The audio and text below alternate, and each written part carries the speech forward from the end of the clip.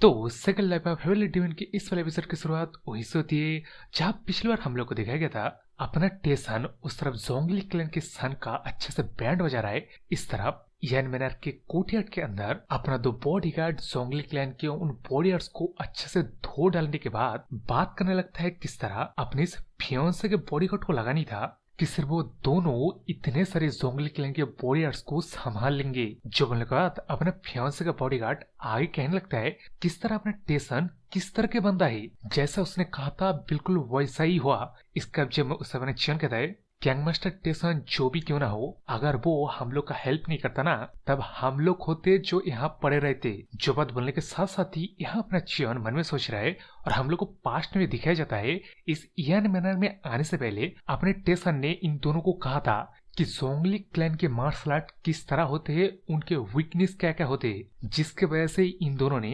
Perfectly उतने सारे जोंगली clan के वॉरियर्स के वीकनेस को बर्बाद करके मार गिराया। जिस पर कपचोर के उस तरह आते जहाँ के अपना डिवाइन फेसन उस जगह को काट कर रहा था जिस जगह में अपना टेसन इस जोंगली क्लैन के सन को पार्ट परा रहा था, जो कि परा अच्छे से लेने के बाद आते हुए अपना टेसन जब इस डिवाइन फेसन को देखता है तब वो पूछता है कि अभी तू यहाँ क्या कर रहा है। जिसके जवाब में उससे अपना डिवाइन फिजन कहता है कि वो वैसे भी कुछ हेल्प में आने वाला नहीं था, तो यहाँ वो इंतजार कर रहा था। जिस बात कब सुन के उससे अपना टेसन कहता है कि तू यहाँ अकेला है, उन दोनों ने उन सारे कचरों का अभी तक संभाला नहीं है। जिसके जब में अब अपना डिवाइन फिजन कहता है कि यंग मास्टर टैस आपकी नजरों में वो बंदे लोग हो सकते हैं, लेकिन फिर भी बहुत सारे बंदे लोग रेपुटेटेड वॉरियर है जोंगली क्लैन के। जिस बात कब सुन के उससे अपना टेसन गुस्सा करते कहने लगता है क्या बस कर, वापस जाने के बाद ना उन दोनों को दुगनी इंटेंसिटी से ट्रेनिंग करवाना, समझ गया ना। मुझे जरा सा ही पसंद नहीं मेरे बंदे लोग अगर वीक हो तो। जिस बात कब सुन के उस तरफ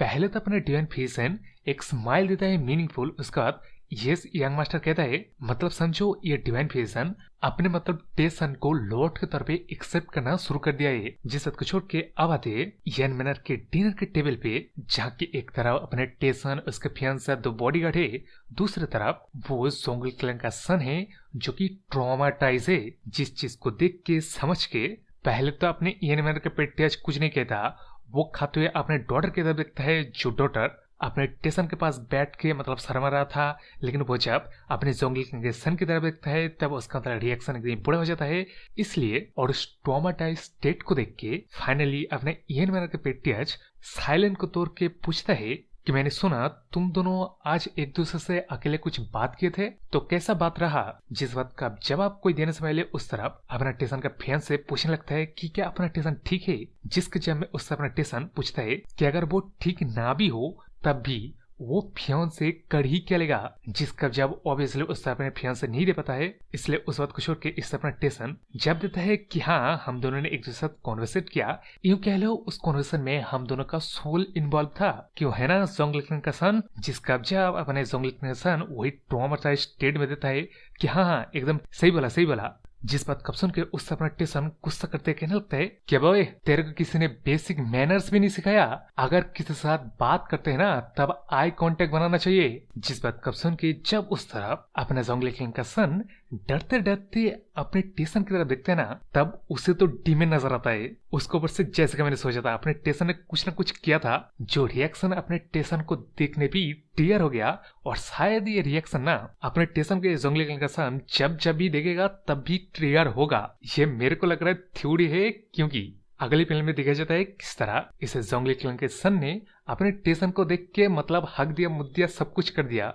वो भी वहीं पे बैठे बैठे खाने के टेबल पे ही। जिसका डर क्या होना था। हम लोग को नेक्स्ट फिल्म दिखाया जाता है अपना यान मैनर का पेटियाज एकदम फिस्ट है, गुस्सा है, उसके बेटे के साथ जो चीज हुआ वो चीज तो समझ में शर्मनाक उसके लिए चीज हो गया, उसके फैमिली के लिए हो गया। जिस बात को किसी तरह दबा के यहाँ बैठे बैठे ये क्लैन चीफ एडमिनिस्ट्रेटर के मतलब रिपोर्ट वगैरह सुनता है, जिसमें सबसे पहले तो इस बंदे ने बंदे लोग को लगा दिया है वहाँ क्या क्या चीजें हुआ उस चीज का मतलब इन्वेस्टिगेट किया जाए। उसके बाद ये चीज कंफर्म हो गया कि अपने टेसन के पास जो दो बॉडीगार्ड है वो दोनों ने सिर्फ इनके क्लैन के 11 के 11 वॉरियर्स को मार गिराया है। इस मामले के ऊपर भी इसने इन्वेस्टिगेशन बैठाया है कि इसमें के इयन मैनर कोई हेल्प वगैरह किए थे। जिस बात को छोड़ के जब उस तरफ ये पेट्रियज अपने सन के बारे में पूछता है कि अभी उसका क्या हालत है, जिसके जवाब में ये चीफ एडमिनिस्ट्रेटर देता है कि उसका सन एकदम ट्रॉमेटाइज हो गया है, घर से बाहर नहीं निकल रहा है, दरवाजा देख के बैठा हुआ है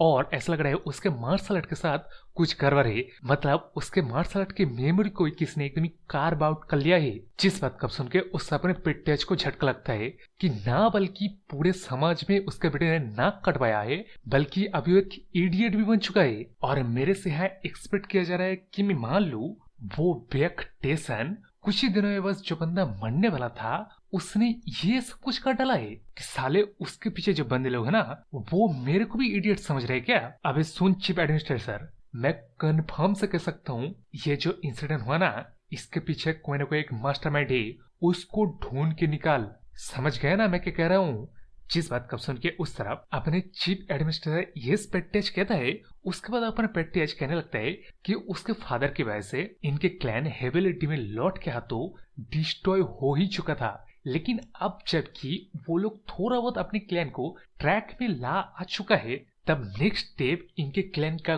ग्लोरी का जब ये लेने वाले ही थे तब ये ह्यूमिलिएशन। नहीं नहीं नहीं नहीं, मैं इस चीज को जरा सा भी एक्सेप्ट नहीं करूंगा। इवन अगर हेविलिटी में लॉर्ड भी आ जाए ना तब भी मैं इस ह्यूमिलिएशन का बदला तो जरूर से लूंगा। जो बात बोलने के साथ साथ ही हम लोग का फिर से नेक्स्ट फिल्म में ये मैनर को दिखाया जाता है जिसके दरवाजे को खोल के जोंगली क्लैन के बॉर्डर के साथ ये एल्डर्स लोग भी कुछ आए हैं। जिस रिपोर्ट को जब अपने चियन अपने टेसन को देता है तब अपने टेसन पूछता है क्या उन लोगों ने यहाँ आके क्लेम किया कि वो लोग रिवेंज के लिए आए हैं, जिसका जवाब अपने चियन नाम में देके कहता है कि लेकिन इस बार कुछ ज्यादा ही जोंगली क्लैन के वॉरियर्स आए हैं और उनमें से तो कुछ स्किल मार्शल मास्टर भी थे। जिस बात को सुन के उस समय टेसन पूछता है कि क्या मार्शल मास्टर, तो तू कैसे बता सकता है वो लोग मार्शल मास्टर है। जिसके जब में उस तरफ अपने चियन कहता है कि समझना मुश्किल नहीं था क्योंकि वो लोग अपने एनर्जी को एक्सिक्यूट करके दिखा रहे, प्रेशराइज कर रहे। जिस बात को सुन के उस समय टेसन हंसते कहने लगता है कि अच्छा तो ऐसी बात है, अरे तो फिक्र मत कर। उस तरह के शो अप करने वाले बंदे लोग ना